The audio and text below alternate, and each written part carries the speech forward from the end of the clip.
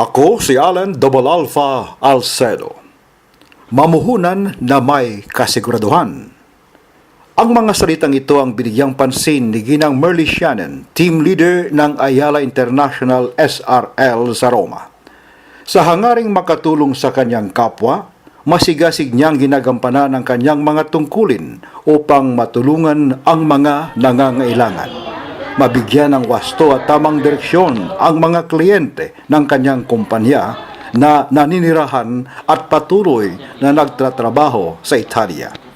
Samahan po ninyo kami upang malaman ang kanyang mga hangarin at bakit ano ang kahalagahan ng pamumuhunan para sa mabuting kinabukasan. Well, sa sinasabi nating mahirap ang buhay, but still, sabihin na natin ang katotohanan ng mga OFWs ay nakikipagsapalaran for them to have a brighter future. And how? By means of having investment. Sa investment, we have to be sure na ang pinagdadalahan ng pera natin ay nasa tama.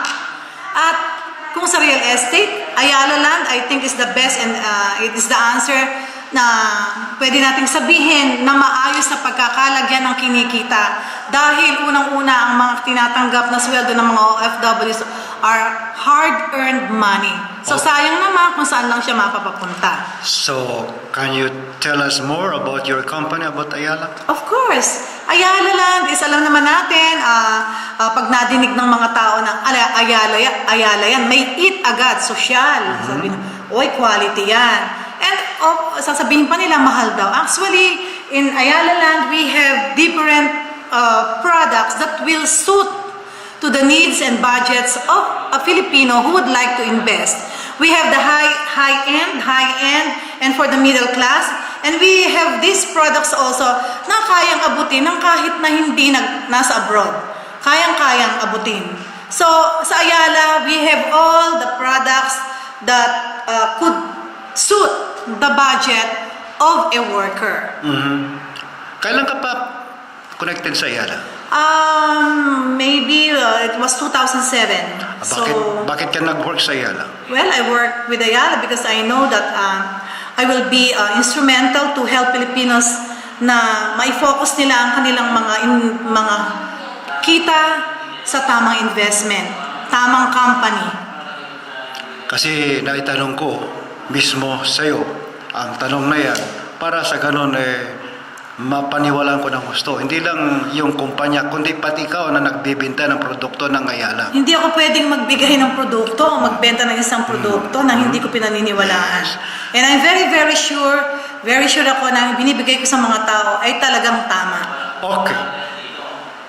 Paano makumbinsi ang isang ordinaryong tao o ang isang ordinaryong OFW na tumatanggap ng minimum lang na sweldo sa labas ng bansa? Ay, nako. Sabi ko nga kanina, kahit na sabihin nila ang Ayala ay mahal, hindi totoo yan dahil meron kaming mga projects na nagkakahalaga lamang ng mga 400,000, 600,000. If they really want to have their money be placed in an investment, meron talaga kaming maibibigay na abot kaya nila. Halimbawa, yung aming isa sa mga, hindi mo na itanong kasi sa akin, sir, na what are the corporations under ng Ayala mamaya siguro itatanong ko sa'yo. So, we have 5 corporations under it.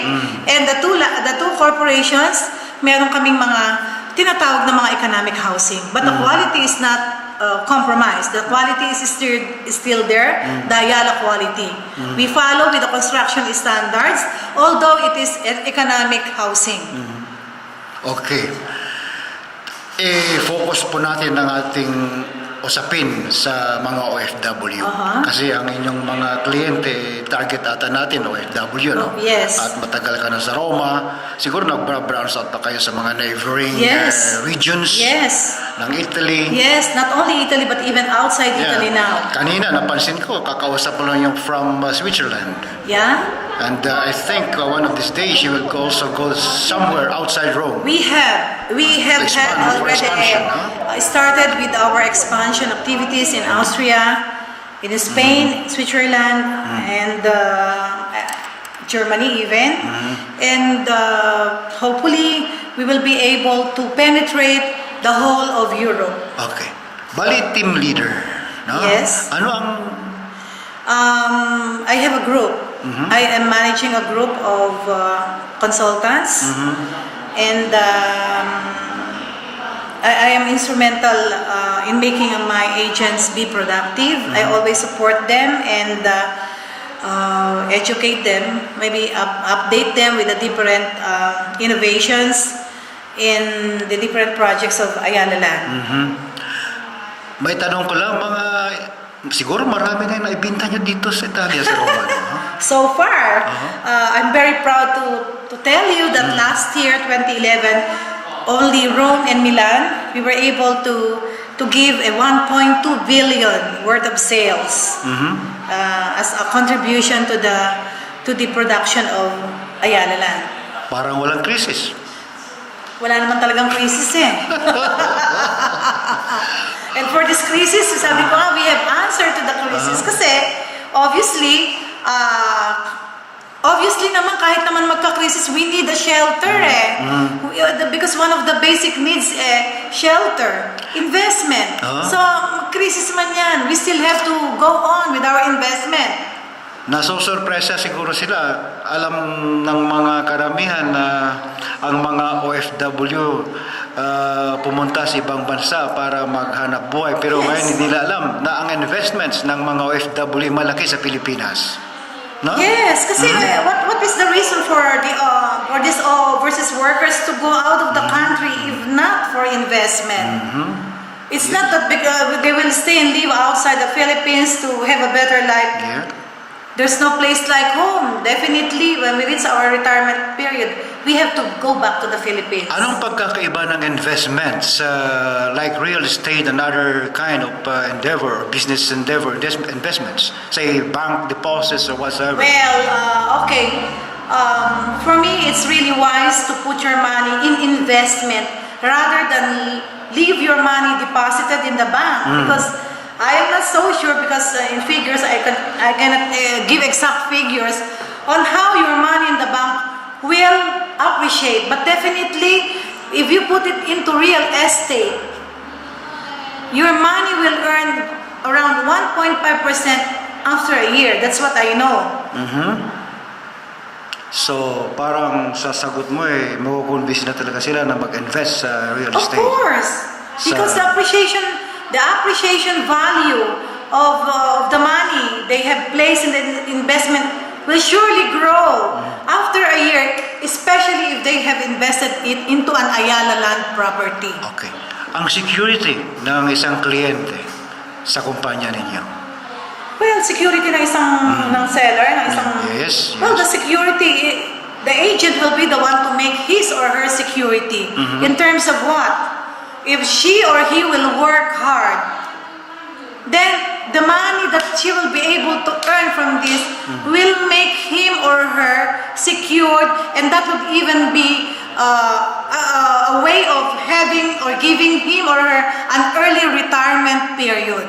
Because the retirement period doesn't mean that you have to reach the age of 60 or 65 for you to retire. Financial freedom means also that you are already in the retirement period of your life. So far, wala pa namang malaking problema na encounter ang inyong kumpanya sa mga transaksyon na hindi natuloy sa isa o sa maraming kliyente. Ganun talaga, but as much as possible, we try to help our clients to push through with their investments. Kasi the service that should be given is from the time they have reserved the unit up to the end that their titles were already being awarded to them. That should be the case. Okay. Bilang isang team leader, mayroon ka na bang na-encounter ng mga problema? Halimbawa, when it comes to problems on how to deal with your co-employees, your co-members, and how to deal with your potential clients? What are you referring? Sa clients o sa people ko? Both. Well, of course, wala namang smooth sailing in any endeavor that we are doing in our daily lives. And being a team leader talaga, first and foremost, I am am concerned after the welfare of my agents, and I am the very first person concerned also to make them productive. I should be the very first person to encourage them to produce more. And I am behind them if they have problems to settle concerning their clients, of course. And aside from me, the office, the staff in the office are all willing to help in supporting the agents in resolving if ever there are some concerns to be settled. We have our marketing officer, we have the customer service, and we have even our finance officer there that who could help clients who are who wants to get some help regarding bank financing. In dealing with your customers, in dealing with your In clients. dealing with my clients, well, anyway, as far as I know and based on my experience, we can help. I personally, I could help them. I try to give them options, solutions to whatever concerns they have, because actually in Ayala Land we have different options, schemes in terms of payments, the after sales problem. We have our after sales service. I think and I believe, I could rather say that I am very sure that any problem has solution, and I am confident having this office now here in Rome, nothing is impossible to help our clients as long as they will be also cooperative with us in settling any problems or any concerns they have. Not for them to pursue with their investment. And what do you consider your biggest accomplishment in this company, ma'am? Well, the biggest accomplishment in this company is I was able to help my agents and my team, as the pyramid team of the Ayala Land Marketing SRL Rome, to produce and to help many clients as much as possible. That's why last 2011, we could say that with flying colors, we were able to give a very good production, particularly my team. Can you give me an example of a particular project that fails? That fails. Yeah. I don't think of any project that fails. Hindi nangyari sa'yo? No. Wala talaga. There are some who meets problems in the middle of their payment period, but 90% nasisettle yun. Okay. Ano ang gusto mong mangyari sa buhay mo, ma'am? What do you mean? What do you think what will happen to you after 5 years? What you will be doing? Oh, after 5 years, with all my effort, with my focus, with my commitment, I'm sure I could be a millionaire. And I have been a millionaire already in my work. And I would like also to inspire other people to be a millionaire, to feel how we earn money. And aside from that, the most realizing aspect in this work is that you were instrumental in helping people to put their money in good investments in the most qualified, credible company, and that's Ayala Land. Yes, ma'am. It's unquestionable. Okay. Ayala Land is the best. In closing, kindly tell us about yourself. Oh, hindi ko nasabi. I'm here with Ayala Land, and I hope. Before Ayala Land. Hindi ko na mention yun. Okay. I could not mention the company where I came from, Okay. of course. I'm here for almost 5 years already, and I'm very happy, and I would like others also, if I would invite or convince other sellers in the other real estate companies to be a part of the Ayala Land, because they will be happy and they will not encounter so many problems after they made sales.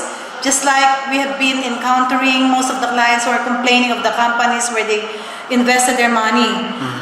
Here, I could not say that there is no problem. There are problems too, but to a minimal amount, and we could settle every problem. And of course, with the able leadership of Miss Mary May de la Cruz, our country manager, who is now where to be found here because she is now really in her expansion activities. That's what I told you before, that we are not focusing anymore here only in Italy, but the whole Europe itself. And of course, I would also like to commend the staff here who are always available and Can you mention their names? yes, of course, Christine Jacite, the marketing officer, Claudine Pacheco Soler, who is the in charge of the customer care, and Glenn Sangoy, who is our finance officer. All of these people are always there to meet the objective of Ayala Land Company and of the Ayala Land SRL, and they also do their best to facilitate the utmost and peak production of this company. Thank you very much for your time, for your closing lines, Ma'am Merly. Thank you too, and we hope that with this interview, we would be able to help people to discern which company to go, and that's Ayala Land. I am the team leader of the Pyramid Group of Ayala Land. You're all welcome. Thank you. That's it, Ma'am Merly Shannon, the team leader of Ayala Land International Marketing SRL. I'm Double Alpha from Rome, Italy.